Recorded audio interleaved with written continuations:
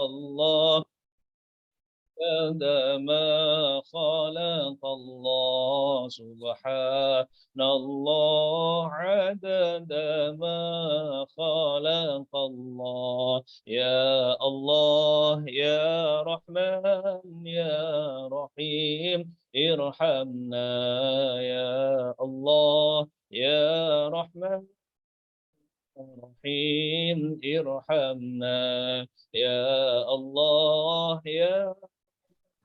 يا رحيم ارحمنا صلى الله على محمد صلى الله عليه وسلم صلى الله على محمد صلى الله عليه وسلم صلى الله على محمد صلى الله عليه وسلم مولاي صل وسلم دائما أبدا على حبيبك خير الخلق كلهم هو الحبيب الذي ترجى شفاعته لكل هول من الأهوال مقتحم يا ربي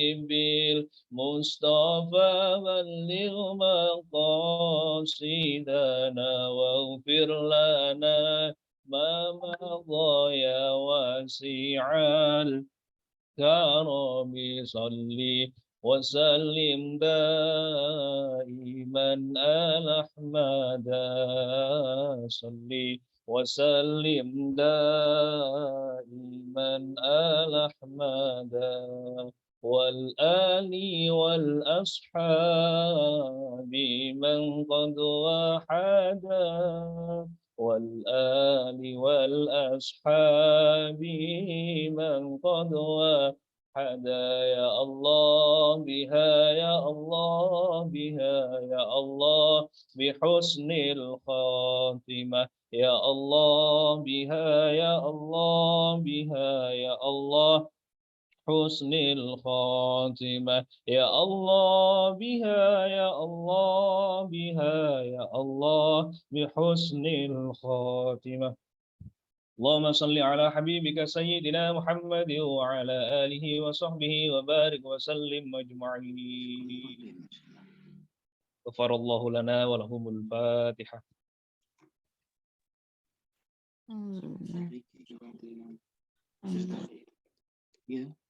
Terima kasih, kurang lebihnya mohon maaf. Wallahul muwaffiq ila aqwamit thoriq. Wassalamualaikum warahmatullahi wabarakatuh.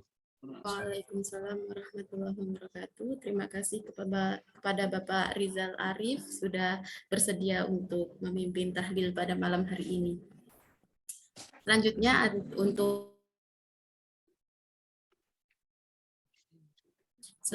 untuk acara berikutnya yaitu sambutan pengasuh santri pengadilan kepada Bapak Ubed Bagus Razali SHI dari Hakim Pengadilan Agama Selat Panjang. Waktu dan tempat kami persilahkan.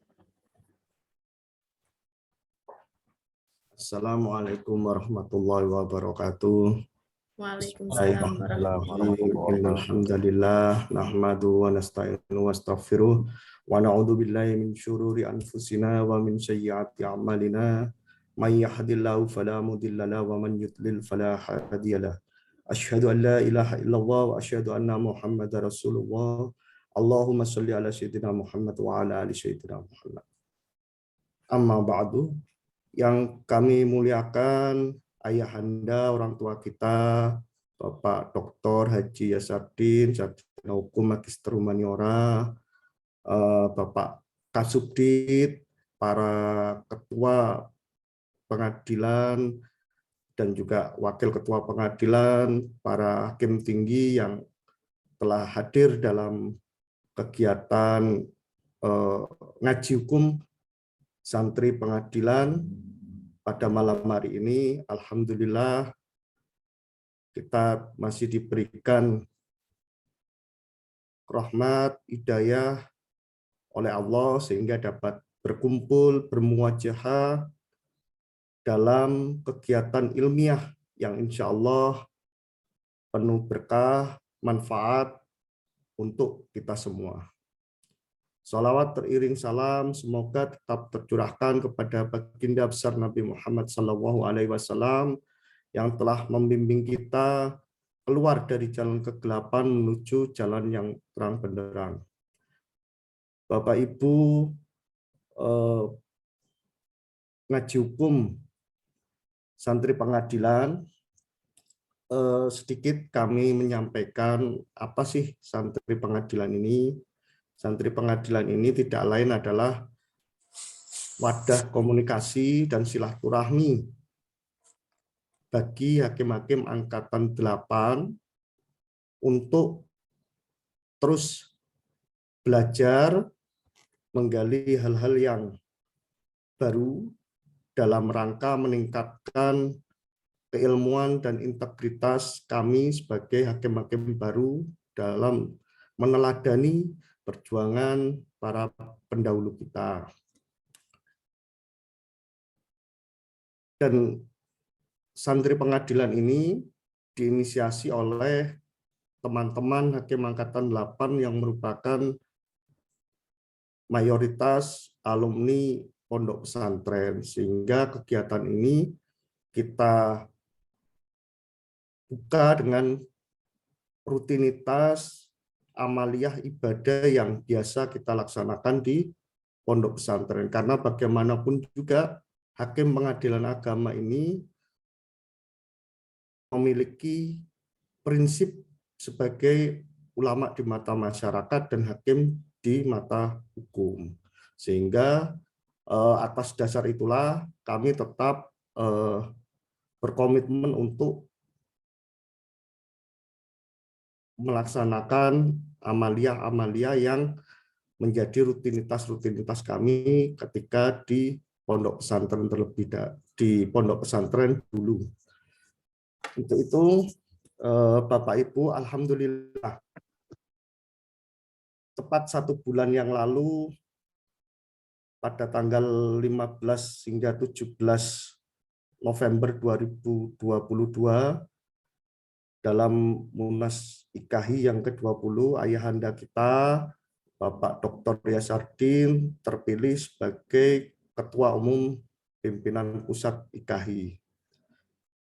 Alhamdulillah, selama IKAHI ada hingga sekarang, kita sebagai hakim telah banyak merasakan manfaat IKAHI sebagai organisasi yang mewadahi hakim-hakim di lingkungan Mahkamah Agung ini.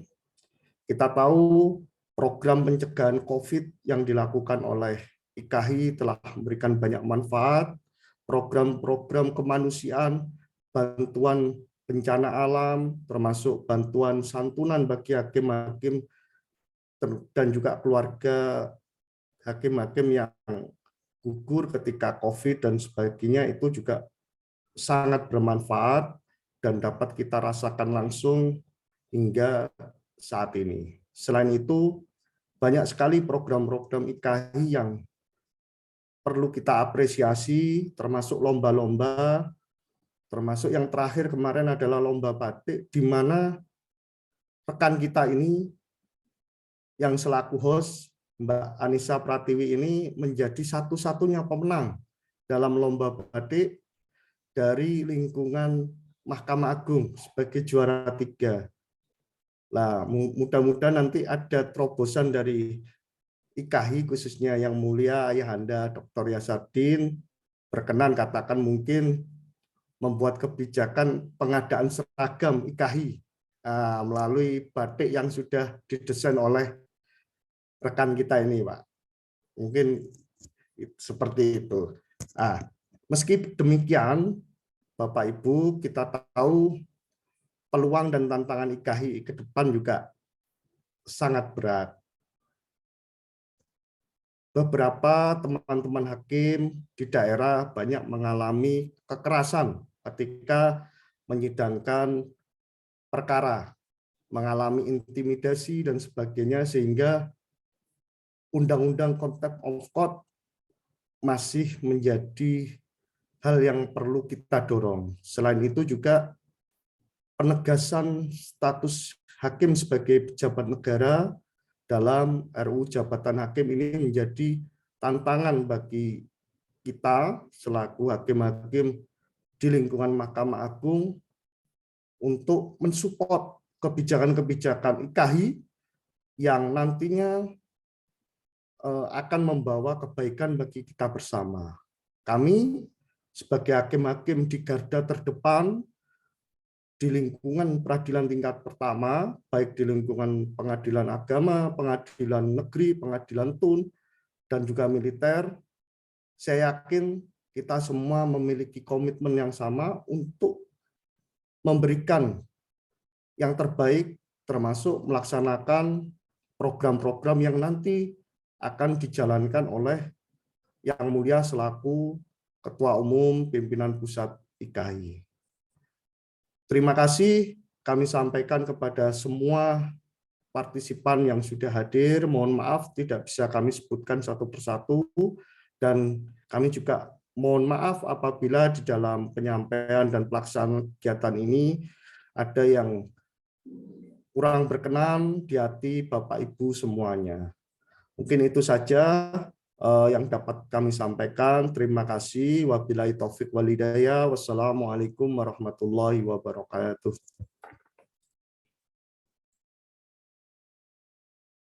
Waalaikumsalam warahmatullahi wabarakatuh. Terima kasih kepada Bapak Ubed selaku pengasuh dari santri pengadilan. Acara selanjutnya adalah pemaparan materi dan dialog interaktif oleh ayahanda kita yang mulia Dr. Haji Yasardin, Sarjana Hukum Magister Humaniora. Sebelum Bapak memulai, saya akan membacakan kurikulum vitae yang mulia Bapak Dr. Yasardin.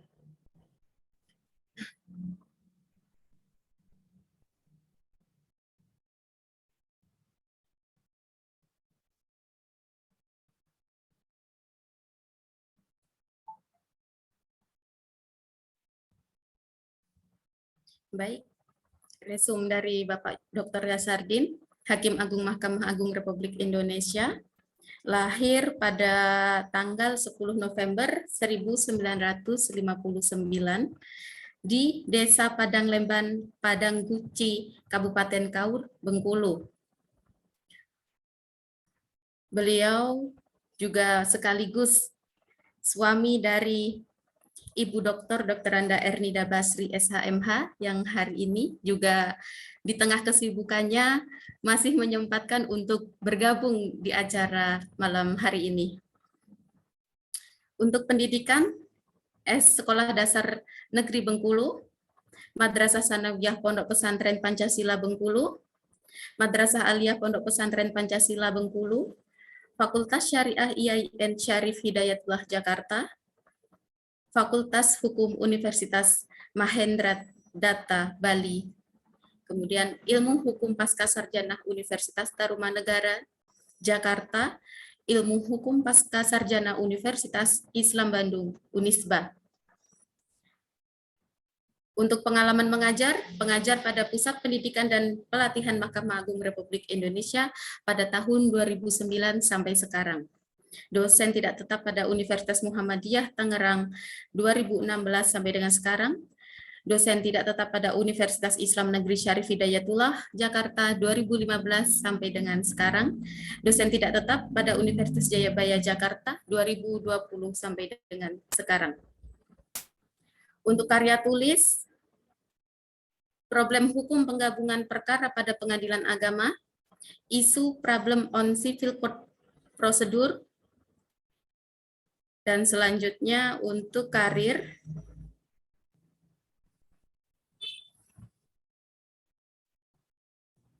Kepala Sub Kepanitraan Gugatan Pengadilan Agama Kelungkung, Bali, Panitera Pengganti Pengadilan Agama Kelungkung Bali, Hakim Pengadilan Agama Curug Bengkulu, Hakim Pengadilan Agama Kelas 1A Bengkulu, Wakil Ketua Pengadilan Agama Curug Bengkulu, Asisten Hakim Agung atau Panitera Pengganti Mahkamah Agung Republik Indonesia, Wakil Ketua Pengadilan Agama Depok, Ketua Pengadilan Agama Depok, Wakil Ketua Pengadilan Agama Jakarta Selatan, Hakim Tinggi Pengadilan Tinggi Agama Palembang, Hakim Tinggi Pengadilan Tinggi Agama Jakarta, diperbantukan pada Pusat Pendidikan dan Pelatihan Teknis Mahkamah Agung Republik Indonesia, Wakil Ketua Pengadilan Tinggi Agama Banten, dan saat ini Hakim Agung Mahkamah Agung Republik Indonesia.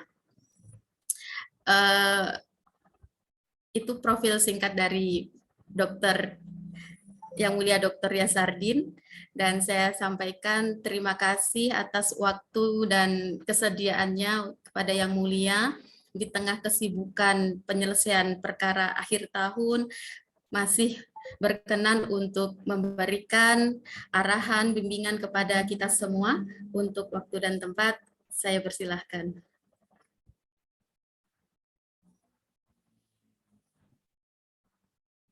Assalamualaikum warahmatullahi wabarakatuh. Waalaikumsalam warahmatullahi wabarakatuh. Waalaikumsalam warahmatullahi wabarakatuh. Alhamdulillah alladzi khalaqa adama biyadihi min salsalin kal fakhar fakhzahu bi jawarihi wasjudahu lahul malaikatul muqarrabin al athhar. Asyhadu an la ilaha illallah al wahidul qahhar wa asyhadu anna Muhammadan abduhu wa rasuluhu al mustafa al mukhtar. Allahumma salli ala Muhammad wa ala alihi wa ashabi ajmain. Yang mulia para hakim tinggi, yang mulia Pak Kasubdit, tenaga teknis Badan Badilak Mahkamah Agung Republik Indonesia, moderator Ananda Anissa dan Ubed Bagus Razali sebagai ngasuh grup ya, kelompok ini ya, kajian. Alhamdulillah kita bersyukur kepada Allah Subhanahu wa taala, malam hari ini kita bertemu kembali. Kalau angkatan ke-8 berarti pernah ketemu saya dulu ya waktu pelatihan, waktu pendidikan. Betul. Sempat diajar yang mulia. Saya itu sudah mengajar sebetulnya mulai dari 2008. Sejak saya ketua Depok sudah mengajar di Pusdiklat. Tapi pada waktu itu ya baru oleh Pak Said Usman, koordinator pendidikan waktu itu masih hanya suruh bikin berita acara gitu. Tapi 2009 sejak 2009 sudah menjadi pengajar tetap di Pusdiklat Mahkamah Agung. Saya senang sekali dapat bertemu kembali pada malam hari ini karena yang saya tahu ya hakim-hakim muda ini ya cerdas-cerdas, kemudian sudah melek IT semua, nggak seperti zaman kami dulu ya. IT sudah menguasai IT, kemudian integritasnya juga bagus-bagus. Jadi itu tolong dipertahankan, mudah-mudahan beberapa tahun ke depan bisa mewarnai dunia peradilan. Saya diminta oleh panitia untuk menyampaikan tentang ya IKHI ke depan, peluang dan tantangannya. Tolong siapa ini yang bisa share screen-nya? Ya, baik. Yang mulia akan kami yang share screen. Oh ya, di sini di tengah-tengah kita juga hadir, saya sapa dulu yang mulia. Ya. Sebentar, ini sudah ada.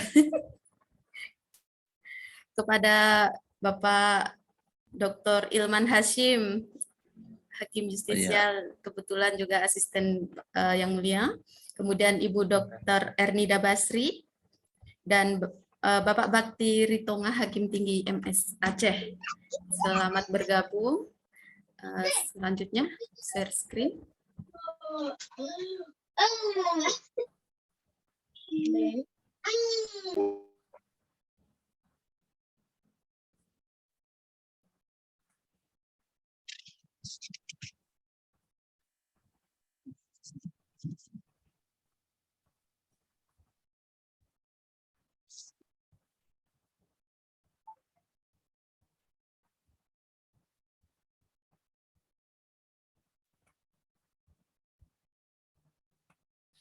Baik, Bapak. Ya, langsung aja ke slide berikutnya.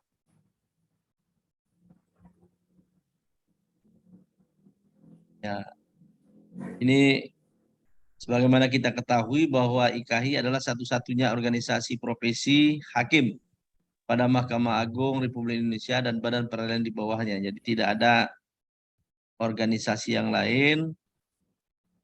Lalu kita punya IKH, ya, Ikatan Hakim Agama, Hakim Peradilan Agama, tetapi sekarang melebur menjadi IKHI.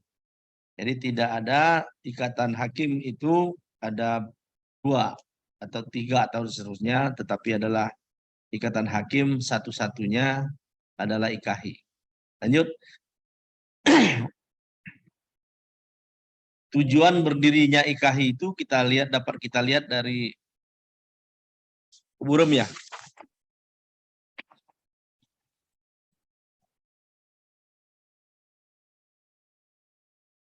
Mbak Nisa, kenapa dia buram itu, Mbak? Di enter, Mbak. Tunggu sebentar ya, Mulia. Kayaknya spek komputernya ini. Sudah saya enter. Ya, oke lah. Baik. Dalam anggaran dasar sudah dinyatakan bahwa tujuan berdiri IKHI adalah untuk membentuk, mewadahi, membina hakim yang bertakwa kepada Tuhan Yang Maha Esa. Jadi, yang pertama itu melihara dan membina kesatuan, persatuan, serta memperkokoh kesetiakawanan para anggota, memupuk solidaritas jiwa korup, merasa memiliki, ikut bertanggung jawab, dan berani mawas diri, serta menampung, menyalurkan, memperjuangkan aspirasi anggotanya. Jadi, ya akhirnya adalah untuk anggota. Meningkatkan kedudukan fungsional ideal dan material para hakim, ya, selaras dengan tugas yang murni. Menjunjung tinggi citra wibawa harkat martabat hakim. Kemudian mempertahankan prinsip peradilan yang bebas mandiri. Peradilan tanpa membedakan orang merupakan sendi negara. Nah, ini ya alhamdulillah bagus ya. Jadi itu sudah tertera di dalam pasal 4 anggaran dasar Ikatan Hakim Indonesia. Ini tujuan didirikannya IKHI.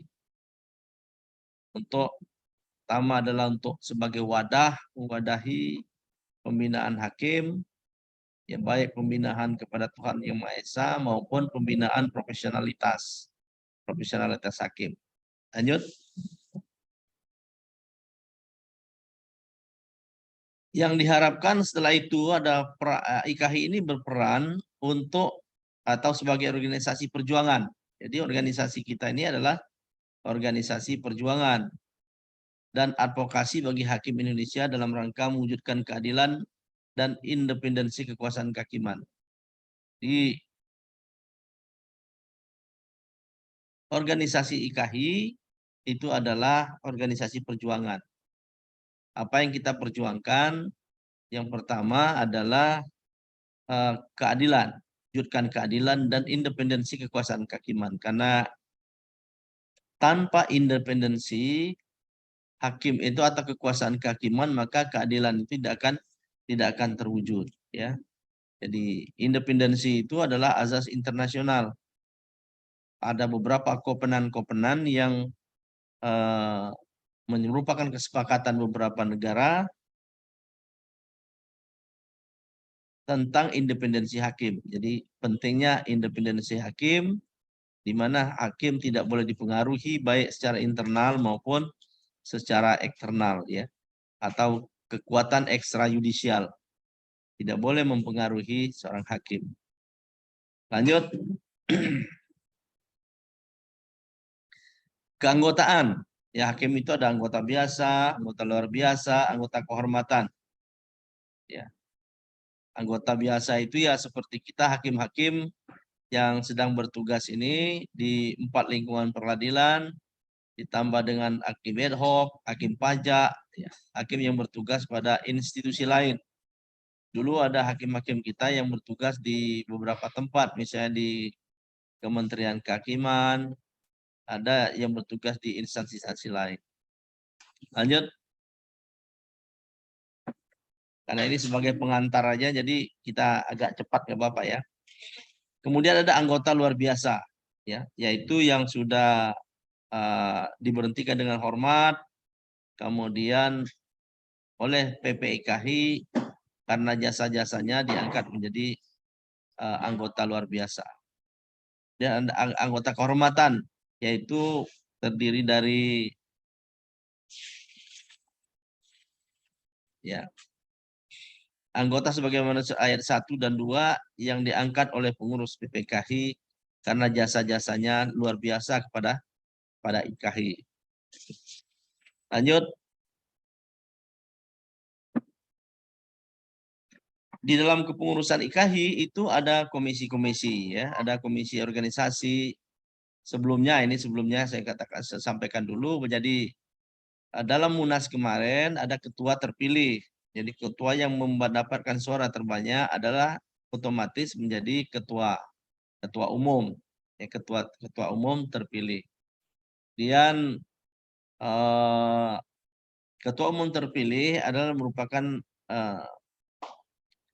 formatur, ya, yang pimpinan formatur ditambah dengan 4 orang yang mempunyai suara terbanyak. Nah, kemudian ketua-ketua berikutnya itu ketua 1, 2, 3 dan 4 itu dipilih oleh formatur yang mencerminkan 4 lingkungan peradilan. Jadi ketua 1 itu dari peradilan umum, ketua 2 dari peradilan agama, ketua 3 itu dari TUN, ketua 3 itu dari militer, ketua 4 dari tata usaha negara. Nah, kemudian di bawahnya itu ada komisi-komisi, nanti ada komisi organisasi, komisi publikasi dan kajian ilmiah, komisi bidang hukum dan luar negeri dan antar lembaga, kemudian kehumasan, pengabdian masyarakat, dan bidang advokasi. Beberapa tahun yang lalu, itu komisi ini hanya 4. Kehumasan dan advokasi itu dijadikan 1. Tetapi tahun ini, mengingat banyaknya yang harus diadvokasi, kemudian ada beberapa hal yang harus kita advokasi juga, misalnya perjuangan untuk ya, Contempt of Court, ya, undang-undang Contempt of Court dan lain-lain, maka advokasi menjadi komisi tersendiri. Jadi untuk mulai periode ini nanti ya, akan dan pengurus sudah terbentuk sebetulnya, kita tinggal minta waktu dengan Pak Ketua Mahkamah Agung, Yang Mulia Pak Ketua Mahkamah Agung untuk melantik kepengurusan. Jadi sampai hari ini kita belum dilantik ini karena sejak tanggal 16 November kemarin kita lanjut dengan PTWP di Semarang, kemudian pulang dari Semarang ada beberapa kegiatan pimpinan, kemudian sampai kemarin itu pimpinan masih ada kegiatan di beberapa tempat, terakhir di Jogja. Jadi mudah-mudahan beberapa minggu ke depan pengurus baru nanti bisa dilantik. Lanjut. Ada hal yang penting menurut saya pada waktu Munas kemarin, ya, ini atas usul beberapa teman-teman kita hakim muda sebetulnya. Teman-teman kita hakim yang muda-muda, saya katakan tadi, yang punya integritas tinggi, yang punya keilmuan juga, dan punya ghirah kalau bahasa kitanya ya. Nah, punya ghirah yang tinggi dan keprihatinan terhadap apa yang menimpa kita beberapa bulan terakhir ini. Oleh karena itu, teman-teman minta ada deklarasi, yang disebut dengan deklarasi Bandung. intinya deklarasi itu adalah ya pertama mendukung sepenuhnya kebijakan pimpinan Mahkamah Agung, karena kita kan tidak mungkin beroposisi dengan pimpinan Mahkamah Agung karena kita bagian dari Mahkamah Agung itu sendiri. Jadi oleh karena itu kita mendukung sepenuhnya kebijakan pimpinan Mahkamah Agung untuk mengambil langkah-langkah strategis dan konstruktif demi tegaknya citra, wibawa, marwah hakim serta lembaga peradilan.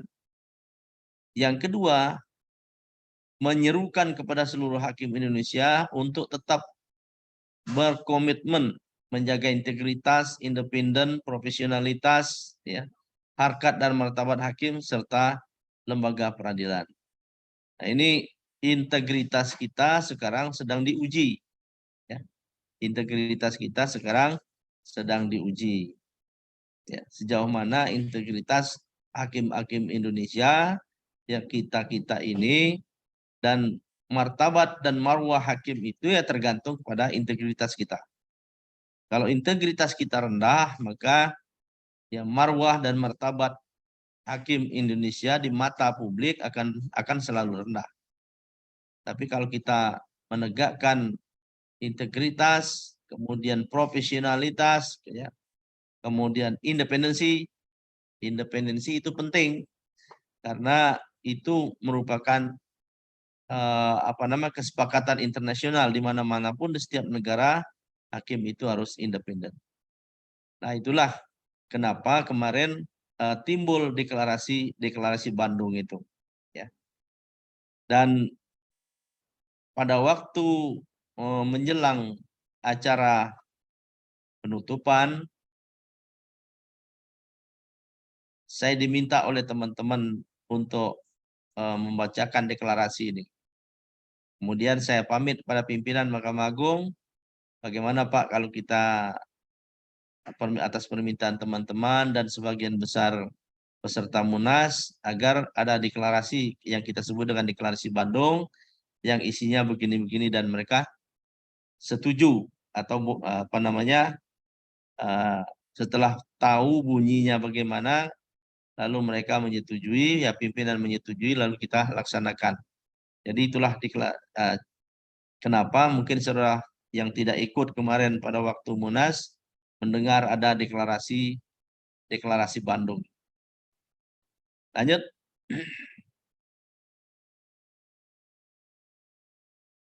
Sebetulnya sudah banyak sekali rambu-rambu yang harus kita patuhi ya untuk sebagai seorang hakim. Sudah ada kode etik dan pedoman perilaku hakim, ya. Sudah ada Tri Prastia Hakim Indonesia yang bunyinya itu ya senantiasa menjunjung tinggi citra wibawa martabat hakim Indonesia, menjalankan jabatan berpegang teguh pada kode etik, pedoman perilaku, menjunjung tinggi mempertahankan jiwa korup hakim Indonesia. Jadi dari tiga hal ini saja, Tri Prastia Hakim Indonesia ini saja sebetulnya sudah cukup kuat kalau kita menjiwai sebagai hakim, menjiwai apa arti itu Tri Prastia Hakim Indonesia. Lanjut.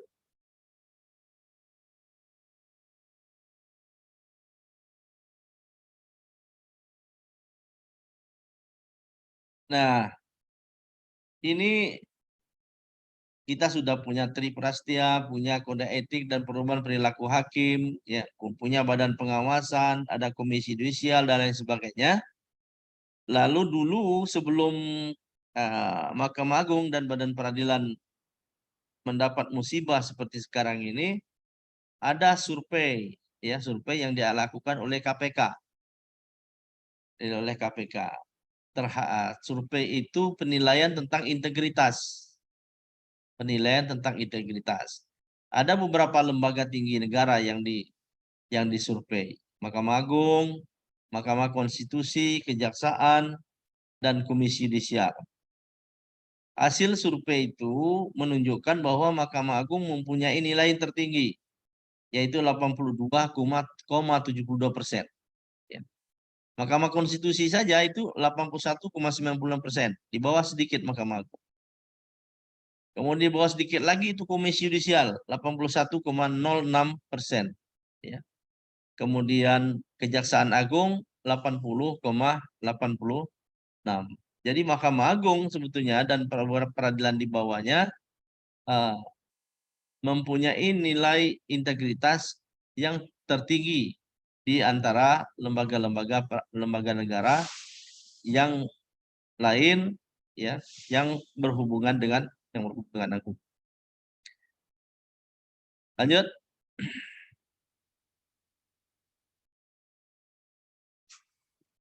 Nah, namun demikian, ini survei terbaru yang kemarin baru di launching kemarin, ya, survei integritas pengadilan tahun 2022. Ya. Ada 10 temuan penting dalam survei terbaru ini yang dilakukan oleh Transparansi Internasional Indonesia tentang integritas pengadilan tahun 2022. Hasil survei dirilis secara resmi pada tanggal 14 Desember 2025 di Jakarta. Jadi berapa hari yang lalu? Kemarin. Surveinya di launching. IKAHI juga diundang kemarin. Ya, IKAHI diundang pada waktu launching survei ini, hasil survei.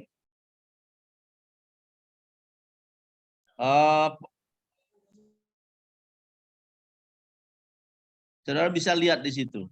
Bisa lihat, ya, petugas pengadilan meminta uang untuk mengurangi hukuman. Ya. Dari sekian responden ada 79,6% ya, menyatakan seperti itu, ya. Jadi judulnya itu permintaan sejumlah uang untuk petugas pengadilan paling banyak dipersepsikan sebagai korupsi, ya. Jadi petugas pengadilan meminta uang untuk mengurangi hukuman 79,6%. Kemudian petugas pengadilan menghilangkan barang bukti 74,3%. Pelaku korban memberi uang untuk mengurus perkara 71,3%. Jadi cukup tinggi. Apalagi ini survei ini dilakukan, ya, pada bulan-bulan di mana kita, ya, mendapat musibah kemarin. Mendapat musibah. Karena beberapa teman kita ditersangkakan oleh KPK. Berikutnya, yang nomor 2, kesempatan jumlah responden pernah mengetahui bahkan menjadi korban praktek korupsi, gratifikasi mendominasi, umumnya berupa permintaan uang, hadiah barang, atau diskon. Jadi sekali lagi, ini survei kepada 4 lingkungan peradilan, jadi bukan satu lingkungan saja, 4 lingkungan peradilan, ya. Ternyata 23% responden pernah melihat, mendengar, atau mengalami sendiri ada pihak yang minta hadiah atau sejumlah uang dalam proses atau setelah selesai pengurusan perkara di pengadilan. Dan selanjutnya 3, 4, sampai 4 dan 5, ya, yang menunjukkan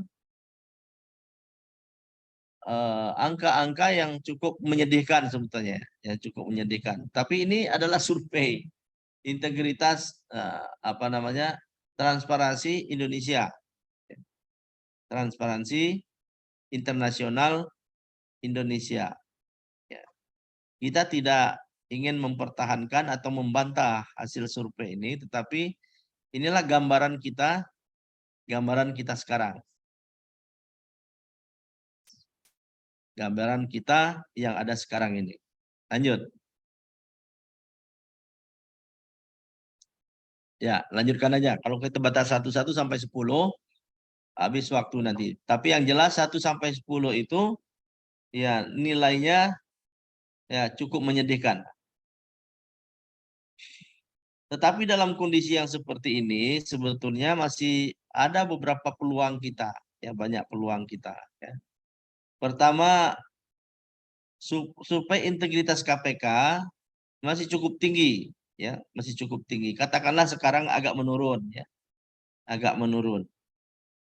Hanya tersisa sekitar 18% saja para hakim dan aparatur pengadilan itu yang ya dalam tanda kutip ya, kalau di apa namanya, di wawancara Tempo itu saya sampaikan itu ya dalam tanda kutip hakim yang nakal lah gitu. Sebetulnya saya mengutip ucapan Pak Ketua Mahkamah Agung, Yang Mulia Ketua Mahkamah Agung, karena survei itu integritas hakim ada 82%, sebelumnya berarti masih ada 18% lagi yang belum baik gitu. Kemudian banyak satuan kerja yang sudah WBK, WBBM. Nah, realita itu menunjukkan tingkat integritas semakin baik. Di WBK, WBBM artinya tingkat pelayanan publiknya, kan banyak unsur yang dinilai dalam WBBK dan WBBM tuh. Di pelayanan publiknya, kemudian kecepatan penanganan perkaranya, kemudian keluhan-keluhan penanganan terhadap keluhan masyarakat. Ya, jadi saya lupa kemarin minta datanya ya, sudah berapa yang WBBK, yang WBBM. Tapi ya cukup banyak yang sudah WBBK, WBBM. Nah, itu kan merupakan satu modal, ya, merupakan kekuatan kita ya, strength kita ya, suatu kekuatan kita. Kemudian mulai tampak sinergi antara badan peradilan, khususnya hakim di level bawah, dan sangat efektif untuk roda organisasi pada tingkat daerah dan cabang. Jadi banyaknya keterlibatan teman-teman kita yang dulu saya tahu itu hakim-hakim progresif, ya, hakim-hakim yang progresif. Sekarang sudah ada beberapa yang menjadi pimpinan, ya, jadi pimpinan di tingkat-tingkat pertama, bahkan ada yang beberapa orang yang masuk ke Mahkamah Agung, ya. Mereka yang punya integritas tinggi, ya, punya komitmen yang baik untuk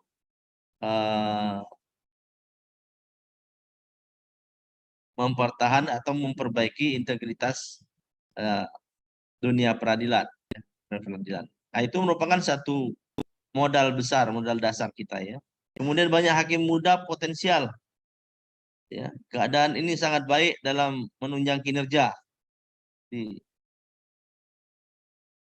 Hakim-hakim muda ini yang potensial ya, termasuk ini hakim-hakim angkatan ke-8 ya, yang punya nilai lebih ya, nilai plus. Biasanya mereka juga sudah mulai IT, kemudian sekolahnya juga atau penguasaan bahasanya, kemudian ilmunya tidak hanya melulu ilmu hukum, tetapi ilmu-ilmu lain yang dibutuhkan. Ya. Khususnya untuk mengembangkan kompetensi teknis dan non-teknis di antara anggota. Kemudian yang saya tahu komitmen pimpinan Mahkamah Agung ya, untuk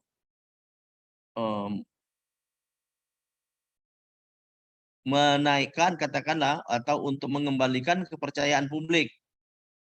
Ya minimal sampai juga sama dengan sebelum kita dapat musibah ini ya. 82% kan, 82%. Kita IKHI ya tidak beroposisi kepada pimpinan pengadilan ya.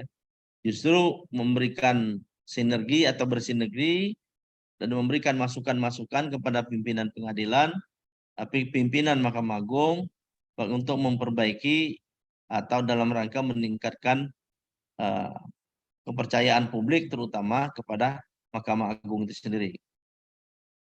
Mahkamah Agung sangat konsen dan penegakan kode etik dan pedoman perilaku hakim, hingga sebagai organisasi profesi KHI ikut bertanggung jawab terhadap penegakan integritas. Di Mahkamah Agung sekarang setiap hari itu diumumkan, di suara Pak Ketua itu ditayangkan, menghimbau kemudian ya, untuk meningkatkan integritas, kemudian bekerja profesional dan lain-lain. Jadi sudah mulai seperti itu, dan pimpinan Mahkamah Agung komitmen untuk membersihkan Mahkamah Agung dari anasir-anasir yang tidak baik yang akan membawa menurunnya kepercayaan publik kepada Mahkamah Agung. Lanjut.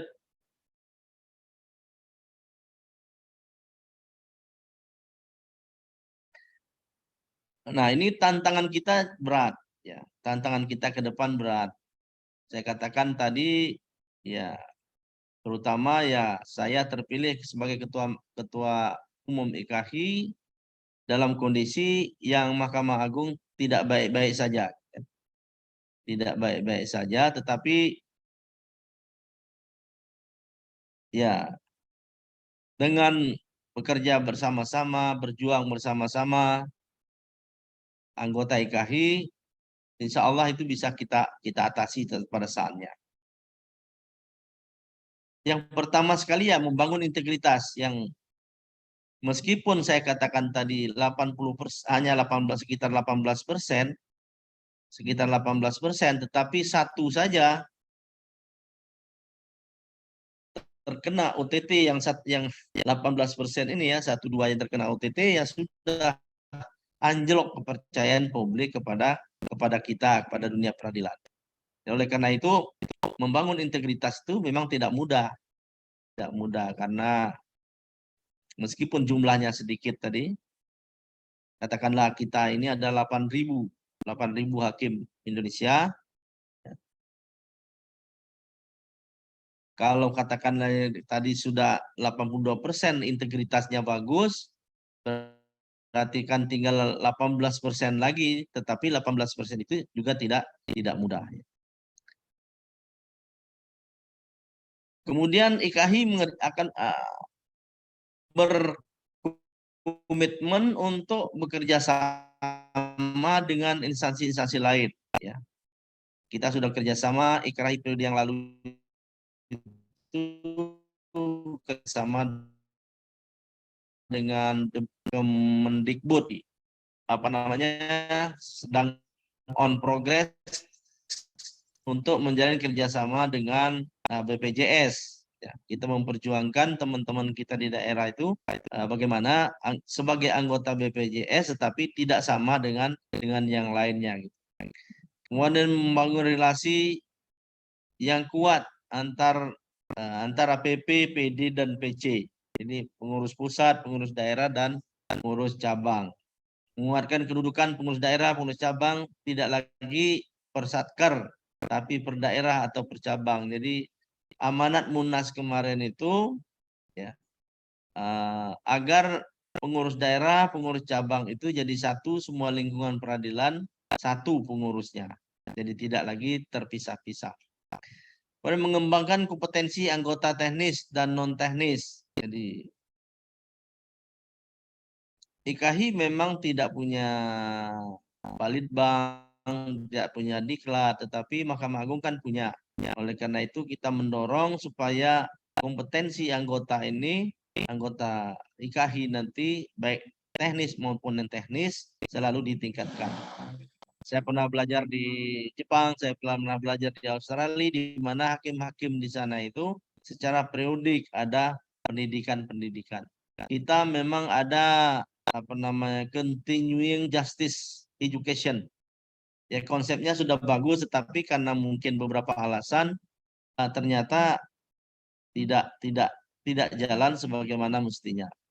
Mestinya seorang hakim begitu bertugas dia selama 5 tahun, setelah 5 tahun itu dia harus dididik lagi. Kemudian bertugas lagi di tempat di daerah tertentu, kemudian begitu 10 tahun dia berpengalaman, dia harus masuk pendidikan lagi. Nah, ini konsepnya sudah ada, continuing justice education sudah ada, tetapi ini ternyata belum bisa berjalan dengan baik. Meningkatkan kesejahteraan anggota, ini yang susah juga, karena tugas berat juga, ya tantangan kita. Karena ini tidak bisa kita lakukan dengan kita saja, harus menjalin kerjasama dengan instansi lain, kemudian lembaga-lembaga legislatif, pemerintah dan lain-lain.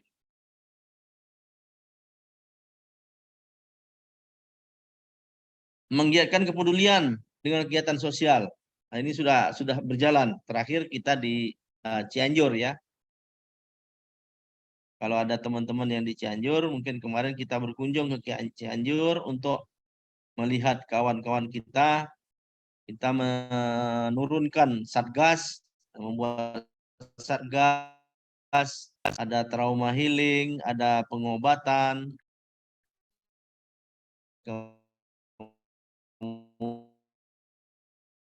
kemudian membantu juga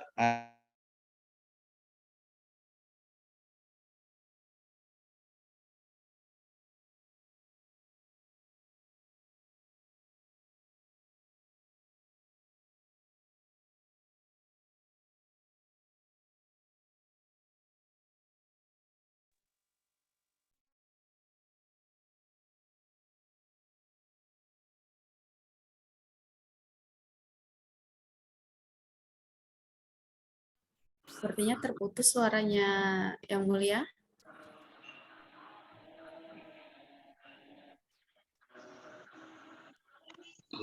Nah, kita tunggu dulu.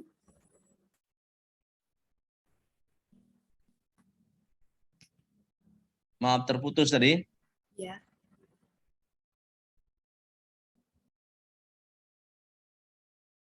Ini mungkin internet di saya yang agak error. Baik, bisa dilanjut Yang Mulia. Ya, lanjut kita slide berikutnya.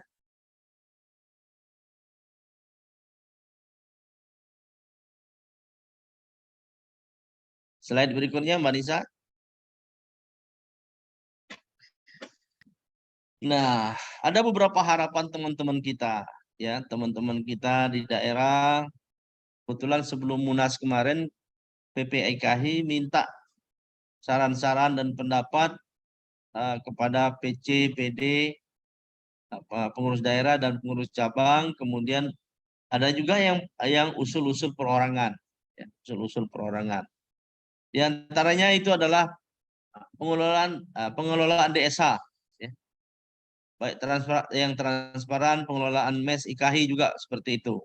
Nah, ini juga karena DSH kemarin beberapa periode yang lalu itu mungkin pengelolaannya memang belum terlalu tertib sehingga sekarang ingin membenahinya agak ya bisa, insya Allah bisa, cuman mungkin memerlukan waktu dan kesabaran untuk mencari format yang lebih tepat. Kemarin ada ide teman-teman, bagaimana kalau kita kerjasama dengan lembaga asuransi, gitu kan? Lembaga asuransi sendiri, kalau kita yang harus mengelola sendiri, ya kita kan bukan lembaga keuangan, sehingga kalau misalnya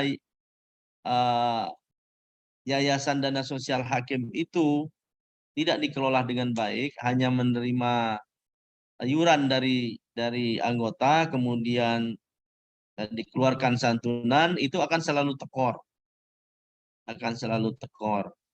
Nah, oleh karena itu harus dikelola dengan baik.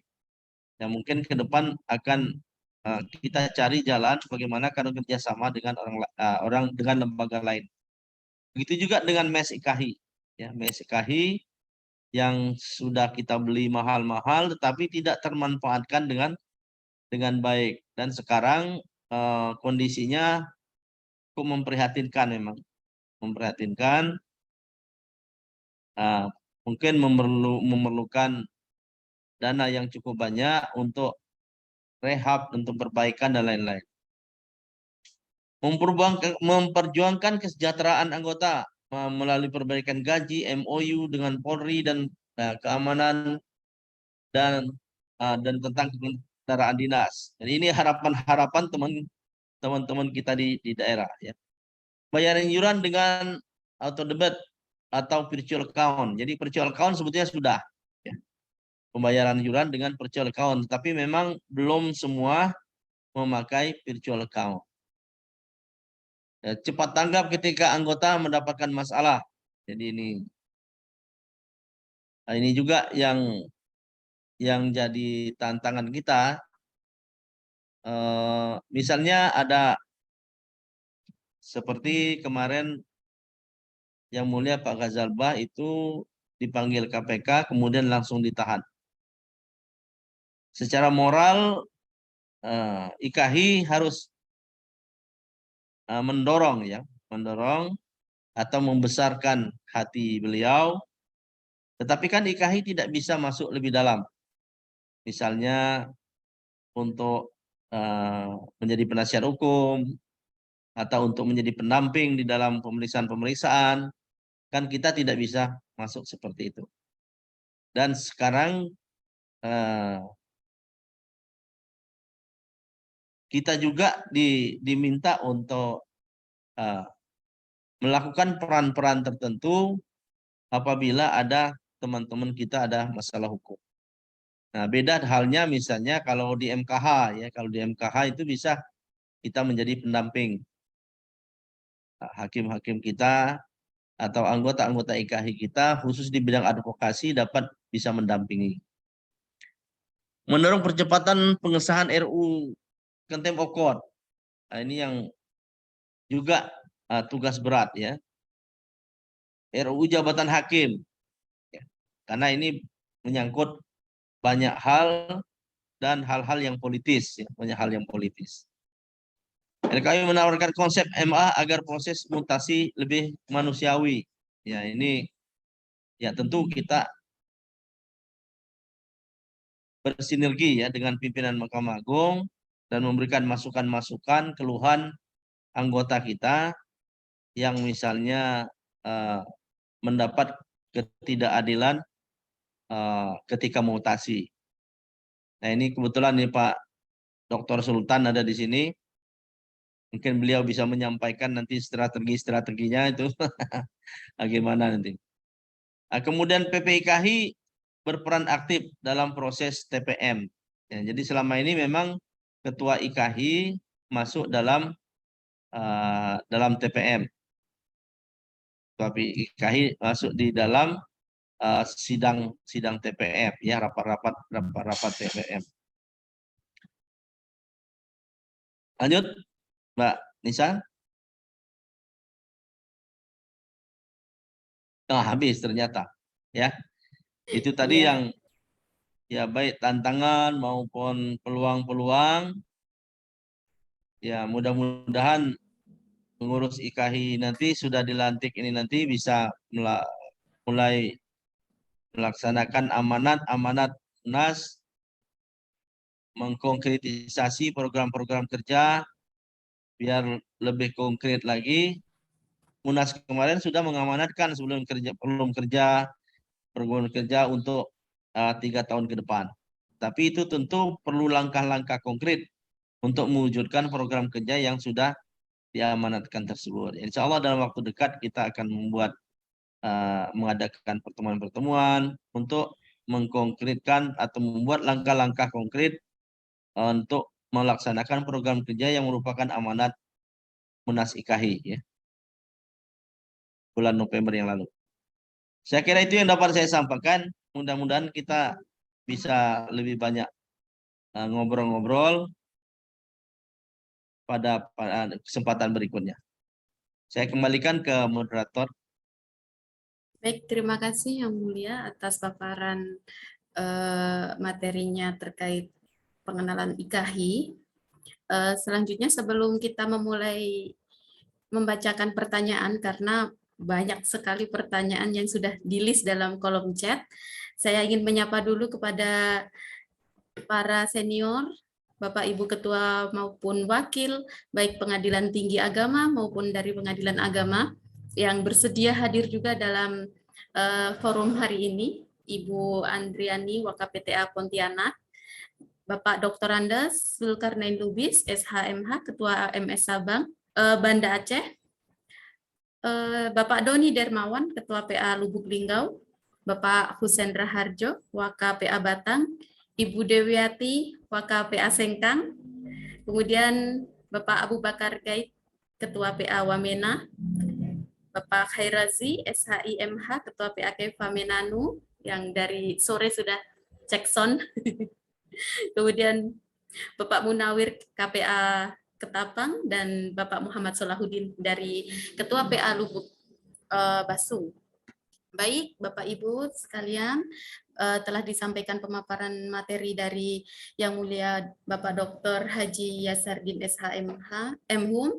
Selanjutnya untuk pertanyaan kami akan membatasi dulu ya, pertanyaan yang sudah masuk ke kolom chat, yang 3 pertanyaan pertama akan kami bacakan terlebih dahulu untuk ditanggapi oleh Yang Mulia. Untuk pertanyaan pertama ini dari Bapak Muhammad Hafid, Hakim PA Makale, Bapak, dari Toraja, Sulawesi Selatan, tentang keterbukaan informasi publik di lingkungan pengadilan, bahwa akhir-akhir ini banyak pihak tertentu yang menggunakan nama-nama hakim untuk meminta sesuatu dengan menggunakan foto profil, identitas tertentu hakim. Bagaimana tanggapan IKAHI atas hal tersebut, sementara identitas hakim memang selalu tersedia di website pengadilan. Ya, jadi bocornya data hakim, kita di sisi lain juga dituntut untuk terbuka profil hakim di website, tetapi juga ada oknum-oknum tertentu yang menyalahgunakan daripada data tersebut. Untuk pertanyaan kedua dari Bapak Epri Wahyudi, ini Hakim Angkatan 8 juga dari PA Kuala Kapuas. Izin bertanya, kenapa RUU Jabatan Hakim sampai saat ini belum bisa disahkan? Apakah problemnya ada di internal IKAHI atau eksternal? Ya, dalam hal ini politik di DPR. Bahkan jika tidak salah, sampai 2024 RUU Jabatan Hakim tidak masuk dalam prolegnas prioritas. Langkah apa kira-kira yang akan dilakukan oleh IKAHI? Untuk pertanyaan yang ketiga, tadi saya juga sudah raise hand pertama ada di Ibu Dewiati. Halo, Assalamualaikum Ibu Dewiati. Waalaikumsalam warahmatullahi wabarakatuh. Iya, untuk raise hand pertama Ibu tadi dipersilakan, pertanyaannya mungkin langsung mau disampaikan kepada Yang Mulia. Baik, terima kasih. Assalamualaikum warahmatullahi wabarakatuh. Waalaikumsalam warahmatullahi wabarakatuh. Yang mulia, yang kita banggakan bersama, Bapak Dr. Yasardin SHMHUM,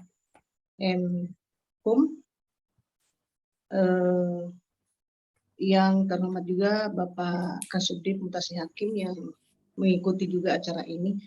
Mohon maaf, saya mungkin tidak bisa sebutkan satu persatu, apalagi saya hanya mengikuti lewat HP ini, Mbak Anissa. Jadi saya tertarik tadi dengan pembahasan masalah kesejahteraan hakim. Saya mungkin menyampaikan tentang sebenarnya kesejahteraan hakim itu sudah ada sebenarnya di apa namanya. Cuman mungkin prakteknya ya, contoh saja misalnya tunjangan transportasi misalnya ya. Saya mungkin mengusulkan pada kesempatan ini bisa diperjuangkan bagaimana agar tunjangan transportasi dengan tunjangan rumah jabatan, rumah dinas itu bisa langsung menyatu dalam gaji, sehingga pengaturan untuk bisa mencarikan tidak terlalu berbelit-belit. Apalagi kalau misalnya kemarin pengalaman masuk Jakarta itu lumayan susah juga itu, harus persyaratan ini dan itu dan segala macam. Itu satu. Yang kedua, saya mungkin ingin menyampaikan kepada Bapak selaku Ketua Umum IKAHI tentang misalnya kita sebagai pimpinan di suatu kantor. Pimpinan kalau misalnya ada mobil dinas tidak bisa mendapatkan tunjangan transportasi. Padahal kebanyakan di daerah itu yang mulia mobil-mobil dinas itu sudah sangat sering mogok. Bahkan kami waktu di Pengadilan Agama Polewali kemarin itu kami sempat 2 kali mogok di jalan sewaktu dalam perjalanan dinas ke Pengadilan Tinggi Agama Makassar. Dan saya sudah pernah ke Jakarta untuk mengusulkan tentang pengadaan mobil dinas tersebut. Langsung bertemu dengan Badan Urusan Anggaran waktu itu ya kalau tidak salah. Terus sudah juga kami melengkapi dokumen-dokumen yang beliau sampaikan. Oh harus melengkapi dokumen seperti ini. Tapi sepertinya belum ada juga tanda-tanda untuk adanya mobil dinas tersebut. Nah maksud saya begini Pak, memperjuangkan kesejahteraan hakim, saya kira ini bisa. Misalnya kita sebagai pimpinan di suatu kantor tetap bisa mendapatkan tunjangan transportasi tersebut dengan alasan bahwa kita mungkin ada rumah dinas atau ada mobil dinas, tetapi itu kita punya apa namanya, itu kita sebagai ketua pengadilan di sana. Sehingga menurut saya secara pribadi, mohon maaf kalau salah, mungkin lebih bagus tetap diberikan tunjangan transportasi atau tunjangan rumah dinas itu, karena itu menyangkut juga mungkin bisa diperjuangkan itu sebagai salah satu apa namanya, kesejahteraan hakim itu. Jadi jangan karena ada mobil padahal mobilnya sudah tidak layak, atau rumah dinasnya ada rumah dinas tapi sebenarnya menurut saya tidak terlalu layak juga sebagai rumah dinas seorang ketua pengadilan misalnya. Saya kira itu Baik, saja yang bisa Ibu. saya sampaikan Ya. pada kesempatan ini. Terima kasih atas waktunya. Assalamualaikum warahmatullahi wabarakatuh. Waalaikumsalam warahmatullahi wabarakatuh. Jadi terkait kesejahteraan hakim untuk masalah mobil dinas dan rumah dinas untuk ketua yang sekiranya tidak layak juga harus perlu diperjuangkan. Jadi semestinya juga harus mendapatkan yang layak. Begitu Ibu ya. Jadi 3 pertanyaan dulu yang mulia mungkin bisa untuk ditanggapi terlebih dahulu. Waktu dan tempat Ya, dipersiapkan. terima kasih. Terima kasih atas pertanyaan-pertanyaannya. Jadi saya jawab yang terakhir dulu ya dari Bu Dewiati. Masalah kesejahteraan hakim memang ini di Munas kemarin yang paling banyak mendapat perhatian teman-teman peserta Monas ya.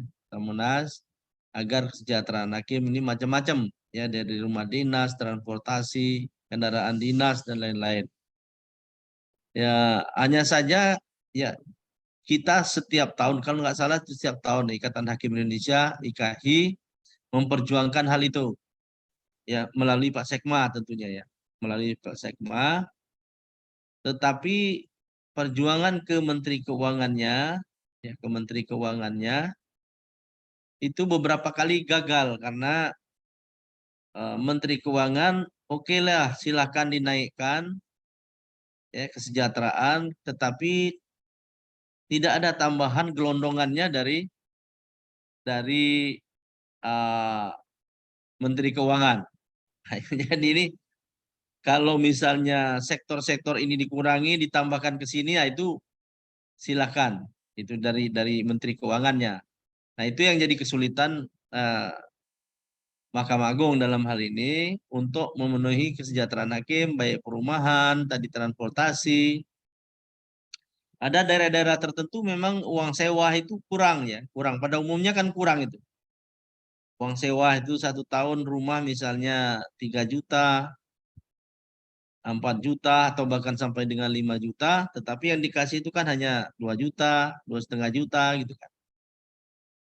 Nah itu masih kurang, tetapi ya harus kita syukuri, gimana pun juga harus kita syukuri, baru itu yang bisa. Jadi IKHI tetap akan memperjuangkan hal itu. Kemudian tentang RUU JH, tentang RUU Jabatan Hakim, kenapa sampai sekarang tidak dibahas lagi? Bukan tidak dibahas lagi, masih dibahas, cuman belum masuk apa namanya rencana legislasi, memang belum masuk.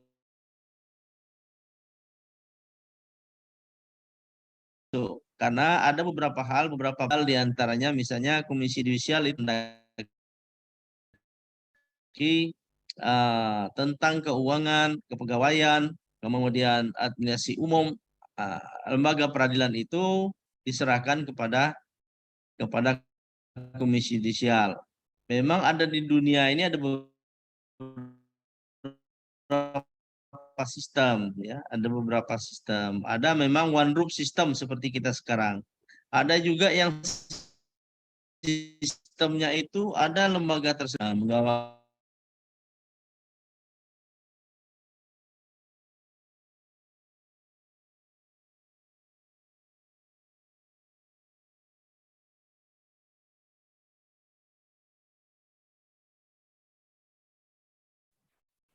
Sepertinya gangguan sinyal lagi.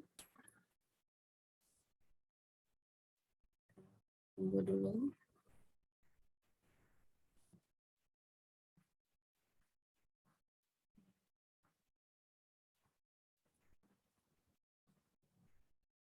Jadi kepada Bapak Ibu yang ingin bertanya, kami persilahkan untuk menulis di kolom chat.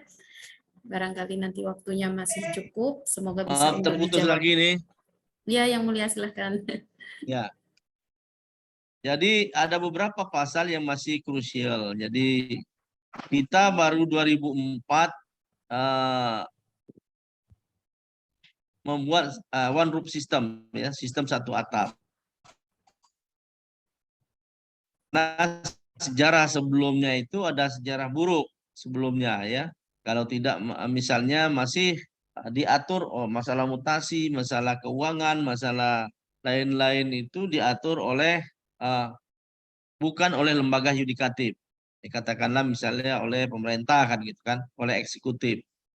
Nah, ternyata independensi hakim itu sangat berpengaruh terhadap karena diatur oleh masalah mutasi, masalah keuangan, masalah yang lain-lain itu diatur oleh eksekutif, ya, oleh eksekutif. Nah, oleh karena itu dengan pengalaman itu maka timbullah one roof system, sistem satu atap.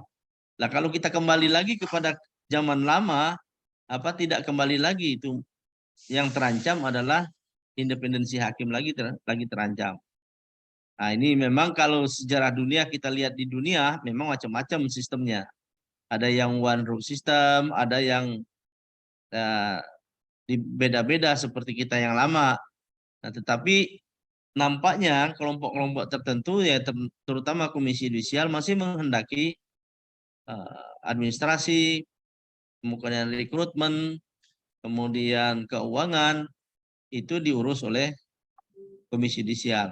Nah, itu oleh karena itu banyak pasal-pasal yang krusial itulah maka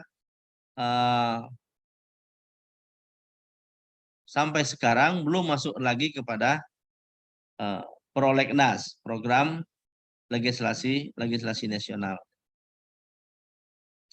Kemudian pertanyaan yang pertama tadi apa, Mbak Nisa? Udah lupa saya jadi ya.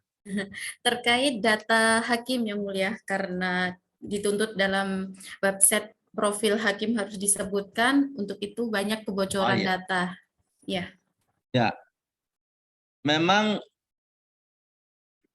sejak adanya keterbukaan informasi publik, SK KMA nomor 144 misalnya kan, ada informasi, ada 3 macam informasi itu. Ada dokumen atau informasi yang memang tidak boleh dipublikasikan. Kemudian ada yang dipublikasikan apabila diminta. Kemudian ada yang harus tersedia setiap hari. Ya. Ada data-data misalnya tentang biaya perkara, tentang hakim, ya, kemudian tentang persidangan, itu tiap hari harus tersedia informasi itu.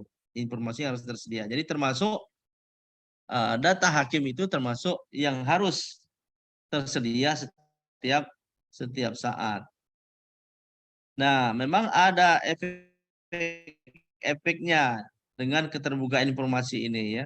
Orang tahu ya, hakim itu Yasardin, rumahnya di mana, alamatnya di mana, kemudian sehari-harinya bagaimana gitu kan. Dia pakai mobil apa, setiap hari bisa dilihat. Itu efek-efek yang tidak baik lah untuk kita sebetulnya. Tetapi di jam mengharuskan seperti itu. Memang mengharuskan seperti itu. Saya sebetulnya sudah mengunjungi beberapa negara, ya, dan melihat peradilan-peradilan di sana. Saya pernah ke Jepang, pernah ke Australia, pernah ke Mesir, pernah ke ke Yordania untuk belajar tentang peradilan ini. Di negara-negara sana sebetulnya ya keterbukaan informasi publik itu ya tidak begitu-gitu amat gitu. tidak begitu-gitu amat. Tetapi mungkin karena kita sedang sempat mengalami distrust, ya. Sempat mengalami distrust sehingga informasi-informasi yang ada di peradilan itu lebih dibuka, ya, lebih dibuka lagi. Dan ini kan mungkin sejarah masa lalu, ya, akibat sejarah masa lalu. Dan zaman sekarang orang sudah memanfaatkan keterbukaan informasi itu bukan saja untuk kebaikan, tetapi juga untuk keburukan. Nah, itu memang ya efek-efek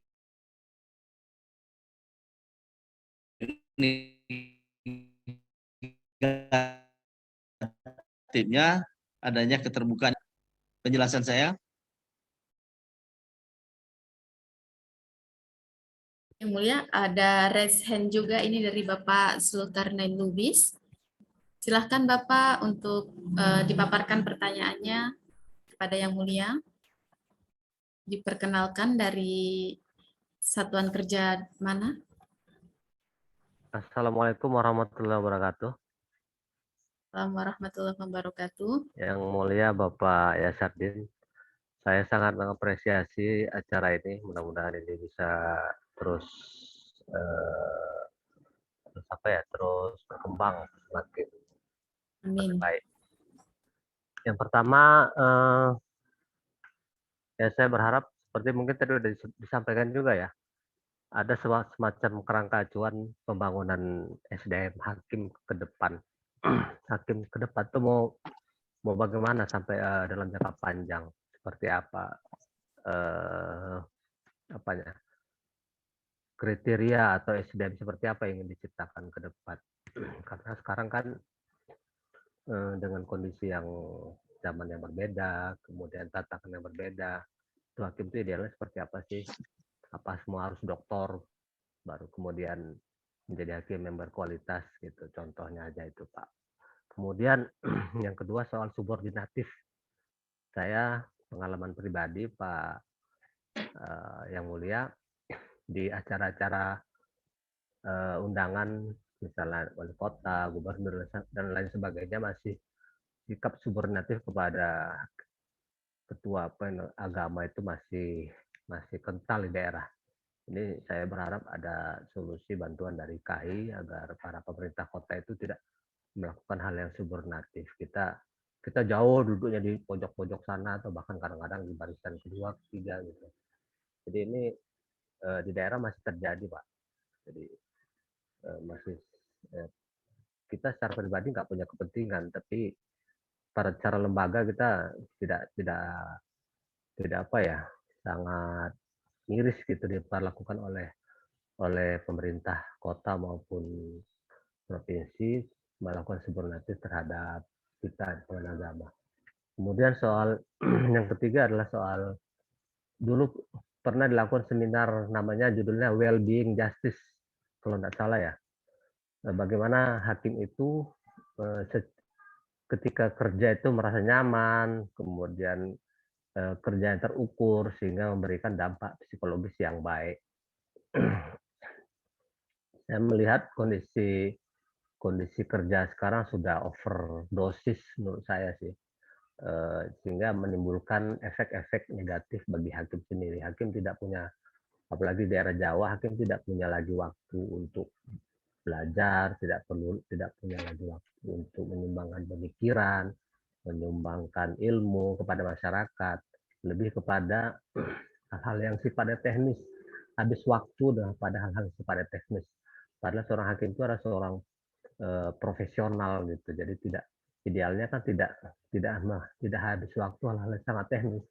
Sayanglah kalau otak-otak kawan maaf, sayang keunggulan keberlianan kawan-kawan yang punya kemampuan yang luar biasa habis di waktu kepada hal-hal yang sangat teknis. Kemudian ini efeknya di lapangan banyak, Pak. Kondisi beban kerja yang terlalu berlebihan itu menimbulkan kondisi kesehatan yang tidak baik sehingga menimbulkan efek-efek psikologis. Hakim mudah terpancing marah, kemudian sehingga membuat suasana tidak nyaman, juga menimbulkan kesehatan tidak bagi hakim, menimbulkan stroke, pula dan lain sebagainya. Jadi ini kayaknya perlu ada survei memang kepada hakim-hakim di daerah, terutama di daerah yang banyak tentara, seperti apa idealnya beban kerja ini. Karena kadang-kadang bukan, saya pernah di Jakarta Timur, hakim-hakim sampai jam 8 dan 9 malam masih mengupload putusan. Jadi itu kan sudah berlebihan. Tidak, kalau istilah well-being itu udah nggak nyaman. Kalau nggak nyaman kan efek psikologisnya banyak. Gitu, Pak. Terima kasih Pak, itu aja sekedar mohon tanggapannya. Assalamualaikum warahmatullahi wabarakatuh. Waalaikumsalam warahmatullahi wabarakatuh. Terima kasih Pak Zulkarnain Lubis. Mungkin Yang Mulia langsung bisa ditanggapi.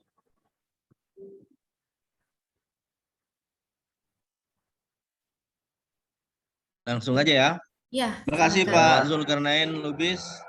Ya Pak. Ya, salam sama kawan-kawan di sana. Ya Pak. Sebelumnya saya wakil Jakarta Timur Pak. Kemarin pindah kemarin. Sekarang di mana? Di Banda Aceh Pak. Baru 3 bulan. Oh, udah di Banda Aceh ya? Ya, baru 3 Hakim bulan. mahkamah ya? Iya, Pak. Iya.